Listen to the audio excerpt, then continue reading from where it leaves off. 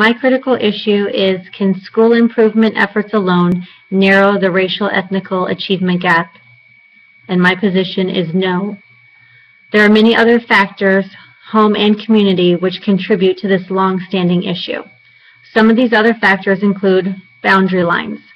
School district boundaries have a tremendous impact in shaping children's education. Depending upon what side of the boundary line a student resides, can determine whether he or she has access to challenging curriculum, well-prepared teachers, decent facilities, and high expectations. School boundary lines intensifies the separateness and inequality of U.S. education along racial, ethnical, social class lines. Nearly 2/3 of African American and Latino students attend schools with high concentrations of poverty. A number of studies have found that this concentration of poverty has an influence on student achievement far beyond the individual's own socioeconomic status, which confirms the 1966 Coleman Report finding that the social composition of a school student body is more highly related to student achievement than any other school factor. Next up, the unequal funding of schools. The current system of funding schools through local property taxes actually contributes to school inequality in the United States. Schools located in lower real estate value areas, which happen to be predominantly African American and Hispanic neighborhoods, receive less funding for their schools in comparison to schools located in higher real estate value areas.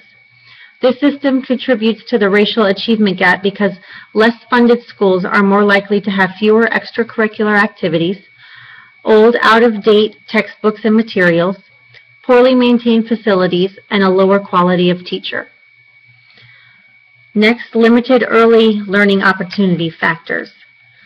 Poor and minority students have less access to high-quality early learning education, which has been shown to have a strong impact on early learning and development.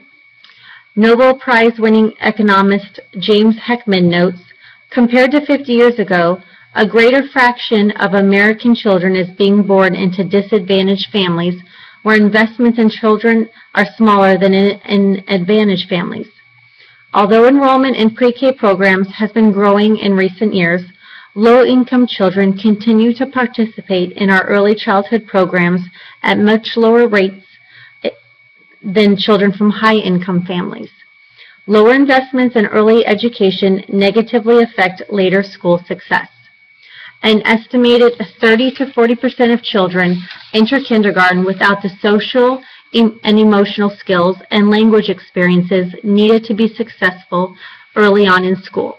And studies have found that the size of the working vocabulary of a 4-year-old from a low-income family is about 1/3 of that of a child from a middle-income family. Research shows that increase in enrollment and quality of pre-K programs would ensure that low-income and minority children begin school with the same skills and experiences as their peers. Economic factors. Research has shown that the wealth and income of parents is a primary factor in influencing their child's achievement in school. Many minority children are born into low socioeconomic backgrounds. Their parents have less money and therefore less money to spend on educational materials for their children. These children are typically exposed to fewer educational activities in their early childhood. On average, African American students are 1 year behind Caucasian students in the area of vocabulary and basic math skills upon entering kindergarten. Lastly is family factors. According to sociologist Annette LaRue, differences in parenting styles can impact a child's future achievement. Middle-class parents are likely to be involved in their child's education to encourage their child's participation in extracurricular activities and to teach their children how to successfully communicate with adults. Poor working-class families, many of whom are Hispanic or African American, do not generally play as large of a role in their child's education. Their children are less likely to participate in extracurricular activities. These parents do not usually teach their children the communication skills that middle and upper class children are taught. Instead, these parents are more concerned that their children have respect for authority and obey authority figures, which are two characteristics important for success in working-class jobs.